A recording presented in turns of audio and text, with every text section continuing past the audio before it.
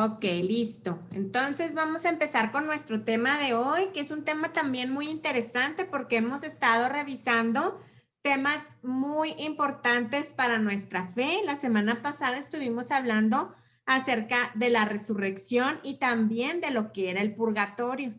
Y entonces nos quedó pendiente viendo todo esto, ¿verdad? O sea, viendo todo este tipo de temas que estamos tratando. Pues nos surgen varias dudas, ¿verdad? Nos surge empezar a entender un poquito más de todas estas situaciones, de qué es lo que pasa después de la muerte, ¿sí? Por eso hablamos de la resurrección, por eso platicamos qué es el purgatorio, ¿sí?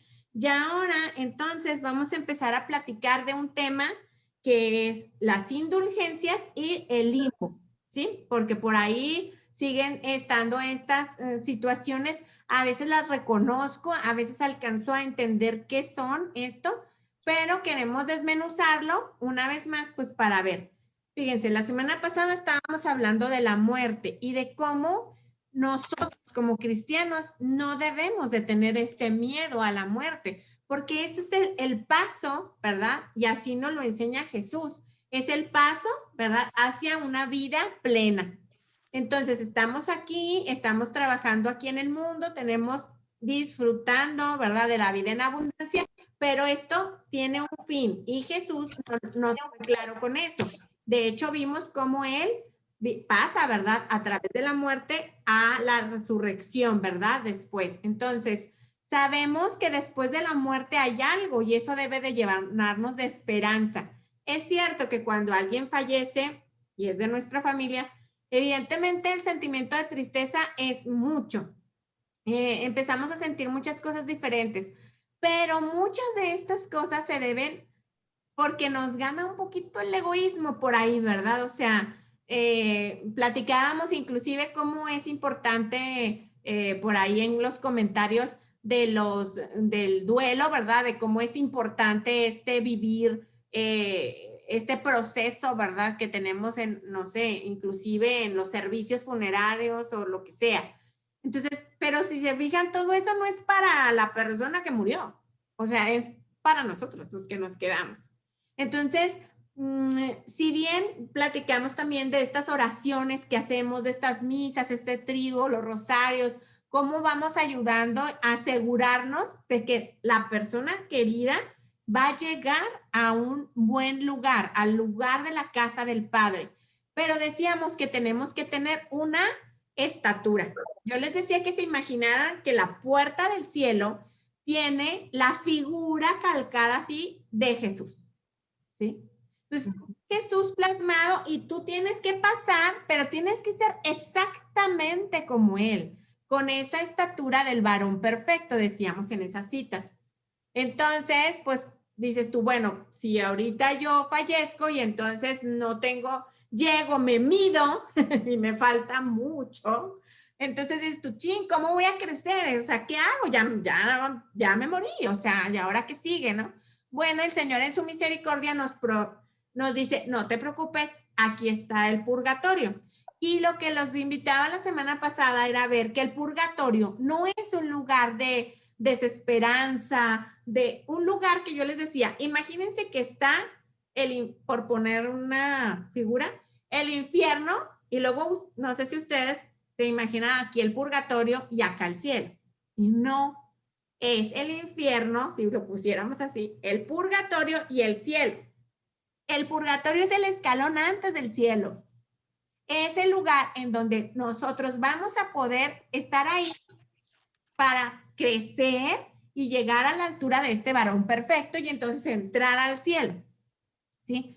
Si lo vemos desde ese punto de vista, entonces tiene que cambiar todo. Y entonces es por eso que estuvimos platicando que necesitábamos, la iglesia nos da una excelente herramienta porque la iglesia es una mamá y como mamá, esta mamá anda preocupada por ver cómo todos los hijos se salven. Y dice, bueno, entonces vamos a hacer una herramienta y se llama indulgencias, ¿sí? Entonces, para poder vivir con Dios en la eternidad es necesario ser santos. Esto nos dice en la cita de Hebreos 12:14 que ya hemos retomado anteriormente. Y si al morir no lo hacemos en santidad, tenemos que pasar por el purgatorio. ¿Para qué? Para purificar mi alma y alcanzar la estatura del varón perfecto. Y entonces tener la madurez que corresponde a la plenitud de Cristo. Así nos lo dice Efesios 4:13. La iglesia tiene el poder de atar y desatar. Esta cita también ya la vimos en uno de los temas, es Mateo 18:18. Y entonces, sí, quiere cooperar con la salvación de sus hijos, de todos sus hijos. Y desarrolla unas indulgencias. ¿Qué es una indulgencia?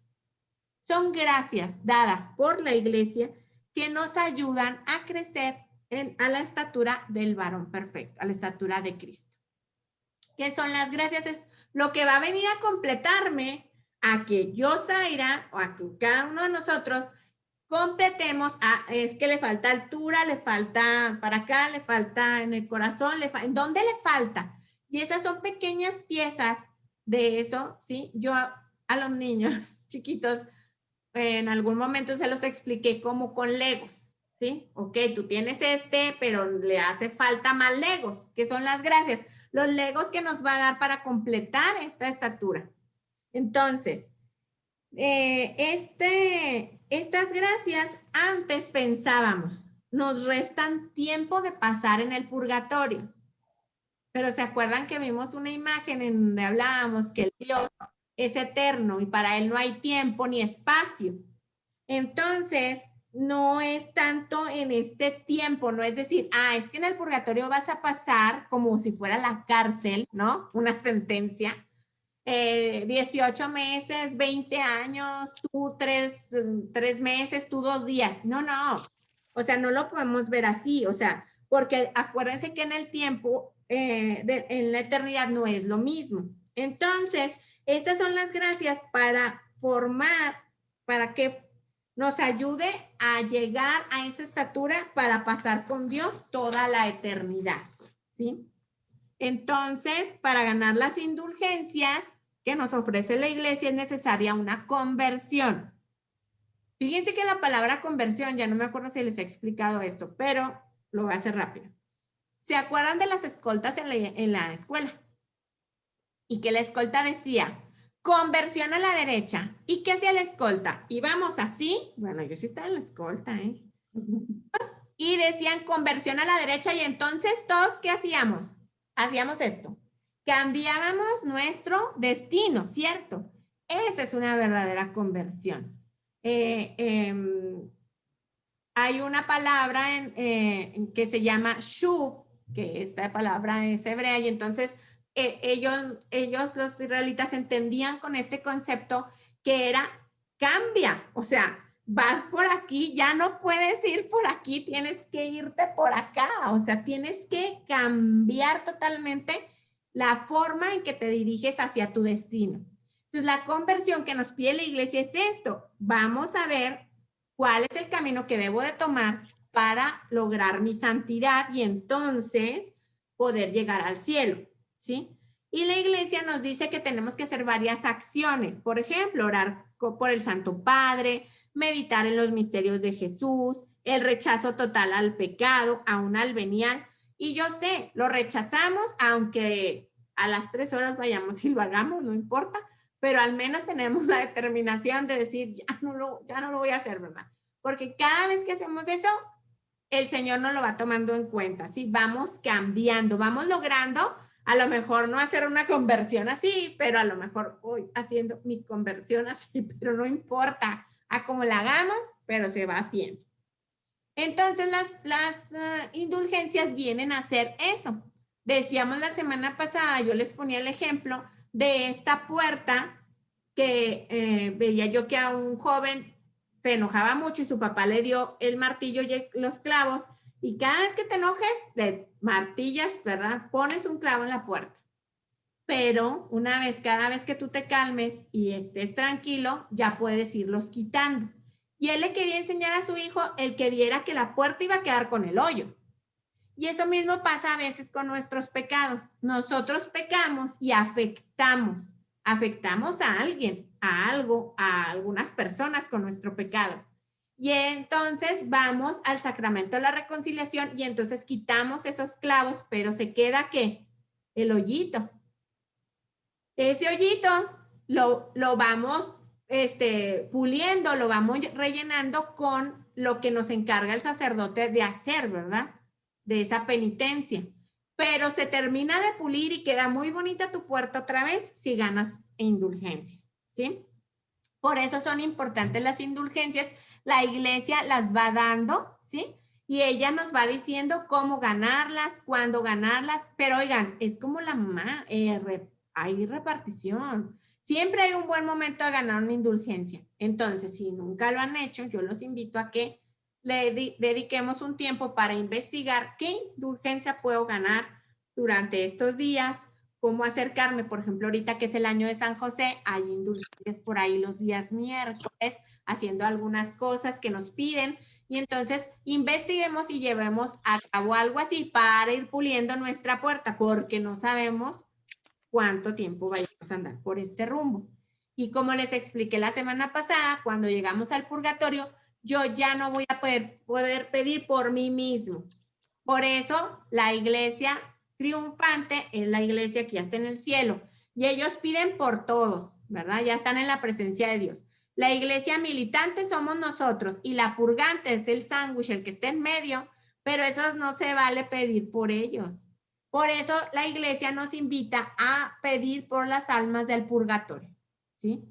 Entonces también es bueno y buena costumbre y algo bonito ayudar a algún alma a salir del purgatorio, ¿sale?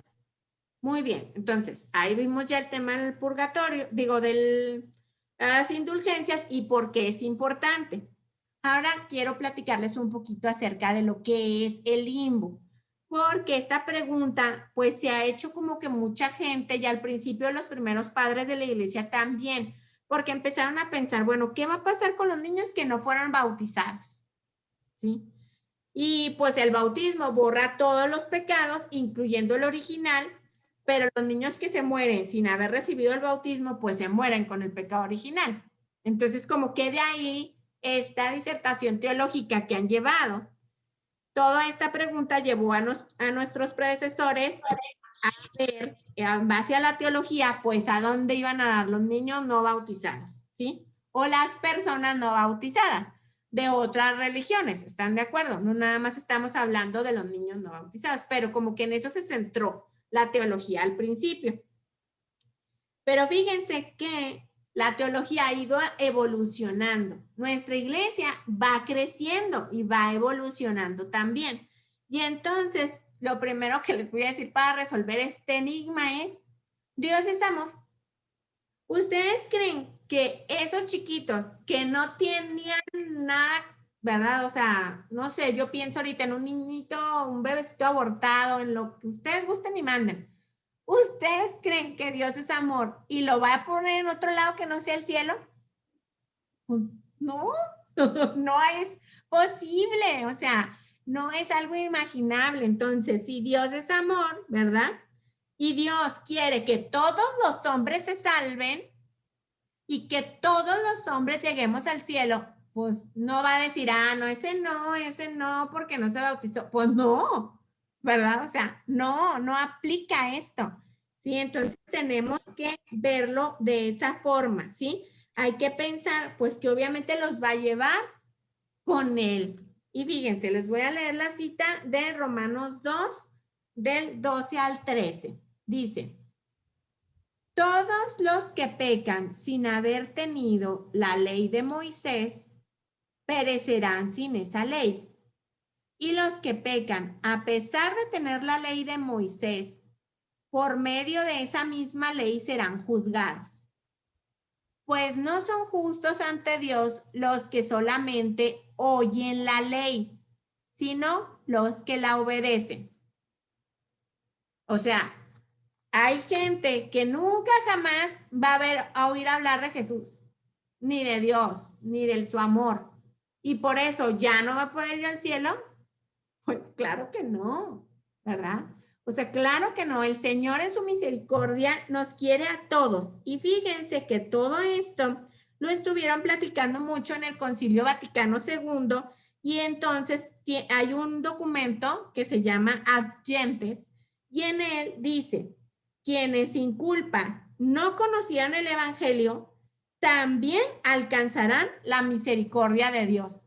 Pues claro, si no es su culpa, ¿verdad? O sea, no es su culpa, ¿sí? Entonces, por eso esta carta a Adyentes abre el abanico a recibir a toda la gente, a cualquier persona, católico, maometano, de la religión que ustedes quieran nombrar, ¿sí?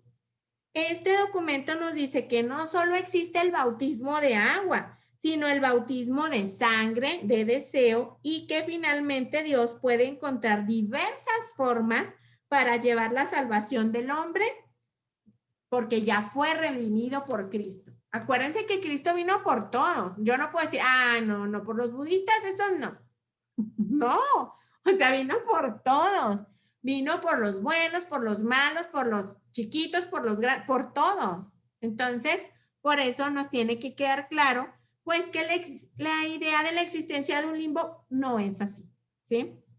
Esto no lo podemos afirmar de esa forma y de hecho ya en el catecismo de la Iglesia Católica ya viene establecido de esa forma. El limbo no es algo que exista, ¿sí? Y otra creencia que también tenemos que como que quitarnos es que cuando los niños se mueren, bautizados o no, se convierten en angelitos. Sí, claro, es un angelito que se fue al cielo, angelito cuerno, él no es un ángel, él es un ser humano. Y Jesús nos vino a salvar a todos los hombres, incluyendo a ese niñito a la edad que haya ya muerto, ¿verdad? Entonces, si le falta algo igual que nosotros, va a pasar por la misma puerta. Todos vamos a pasar por la misma puerta. Seamos chiquitos, medianos, grandes, me muera yo de viejita, de niño, de lo que sea. Y si a esos pequeños, cuando ellos fallecen, les falta, pues claro, ¿verdad? Que entonces van a alcanzar de alguna forma esa estatura. Yo casi creo que ante la ternura de Dios nuestro Señor, miren, claro que en cuanto así como salen, entran, ¿verdad? O sea, Él es amor, o sea, ¿cómo los va a tener en dónde más sino con Él, ¿verdad? Si son los más chiquititos. Entonces, Jesús no murió por ángeles, no podemos estar diciendo eso, ¿sí? Él murió por los hombres. Entonces, yo sé que lo decimos como en una forma romántica, pero fíjense que muchas cosas de las que decimos nosotros luego nos meten en problemas por quererlo hacer bonito, por endulzar el momento, por decir, ay, si es que era chiquito, es un angelito. No, o sea, no es un angelito, es un ser humano. Yo lo quiero poner así como para que no se me haga tan feo, como para a decirle a esa persona que perdió a su hijo o a su hija pequeñito que ya esté más tranquilo y tú quieres darle esas palabras de aliento, pero confundimos y después nos vamos metiendo en rollos que luego no sabemos ni cómo salir, ¿verdad? Entonces, a lo que es se le llama como es, ¿verdad?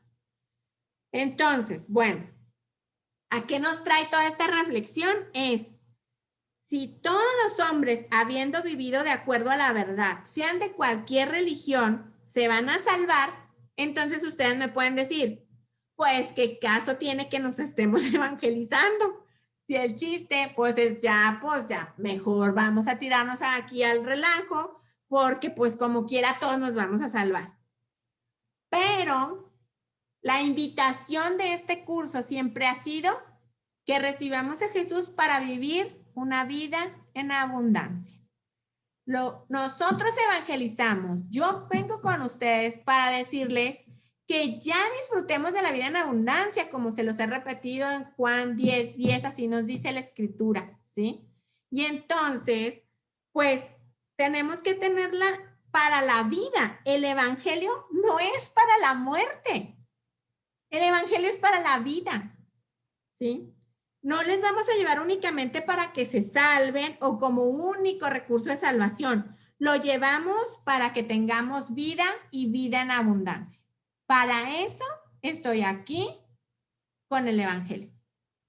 O sea, para decirles que no es un prepararnos para la muerte, es para vivir una vida excelente y en abundancia, ¿sí? La fe en Jesucristo nos abre por estar en contacto con la verdad plena, las puertas de la felicidad perfecta, un gozo insuperable, vivir en un clima de paz y armonía interior. Es por eso tenemos que ser alegres siempre nosotros, porque tenemos la alegría del Evangelio. Y así nos lo pide el Papa Francisco, que contagiemos esa alegría. Entonces, no venimos para, no, pues ya, ¿verdad? Así, no. Tenemos que saber que el Evangelio es para la vida, ¿sí? Por eso, pues un mal cristiano puede estar viviendo una infelicidad más profunda que la de un buen maometano, ¿verdad? O sea, a lo mejor hay un budista que se la pasa genial y tú como cristiano estás en el hoyo, bueno, estás en el hoyo porque quieres, ¿verdad?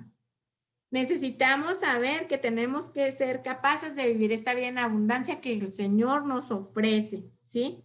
Porque nosotros sabemos que Jesús es la luz del mundo y a nadie le gusta vivir en la oscuridad. Por eso es nuestra urgencia de llevar el Evangelio. Por eso debemos de sentirnos con este deseo de saber que es necesario evangelizar a los demás, ¿sí? Llevarlo a todas las naciones, no solamente porque Jesús nos lo pidió, ¿sí? Sino porque yo vivo esta vida en abundancia que yo quiero que los demás la vivan, que la conozcan, para que puedan ser verdaderamente, pues, felices. Y no únicamente para que estén preparados para el día que el Señor nos llame a su casa, para que vivan el amor, la alegría durante toda su vida, para que tu vida tenga sentido y orientación y disfrutes de todas las cosas maravillosas que Dios nos ha dado. Por eso el cristiano debemos de evangelizar con una sonrisa, ¿sí? Con el paso, que la gente vea que somos diferentes por nuestra armonía, ¿sí? Y esa es la mejor invitación que tenemos para que todos quieran vivir como nosotros vivimos, la vida en abundancia, una vida plena, ¿sí? Entonces, pues se fijan por qué llevamos este orden, porque vimos, porque hablamos de la resurrección, del purgatorio, del limbo, de las indulgencias. Tenemos muchas cosas, tenemos muchas riquezas y a veces no las podemos disfrutar, ¿sí? Y necesitamos entonces, una vez más, el llamado, pues a disfrutar todo esto, a acercarnos a la luz, porque cuando me acerco a la luz veo todo más claro. Miren, ahorita Morín la veíamos, pero prendió la luz y la vimos. Bueno, es lo mismo con el Señor, ¿verdad? Pero estamos bien lejos, pues no vemos, tenemos que acercarnos a la luz. Entonces podemos resaltar ya a manera de resumen que al cielo no vamos a entrar si no hemos alcanzado la estatura del varón perfecto, ¿sí? Que antiguamente se decía que las indulgencias podían evitar una determinada cantidad de tiempo en el purgatorio, pero no es así, no hay un tiempo, por esto que les expliqué la semana pasada. Que la iglesia es la administradora de estas gracias, ¿sí? Que Dios nos concede a los hombres. Que el purgatorio es un proceso de purificación en el amor. El purgatorio no es un lugar de castigo. Ese nada más es el infierno y ese lo decides por voluntad propia ir a dar allá.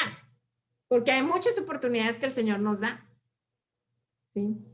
Entonces el purgatorio es algo bueno, es algo, un paso antes del cielo, es algo lindo.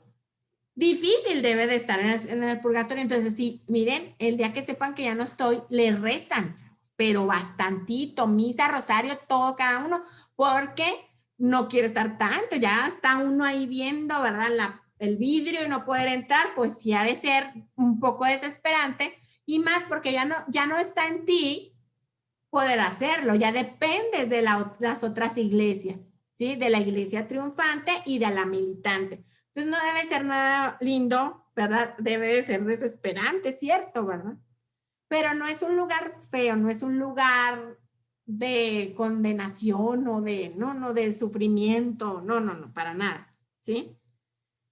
Las indulgencias surgen del poder que Jesús ha dado a la iglesia para contribuir a la salvación de los hombres.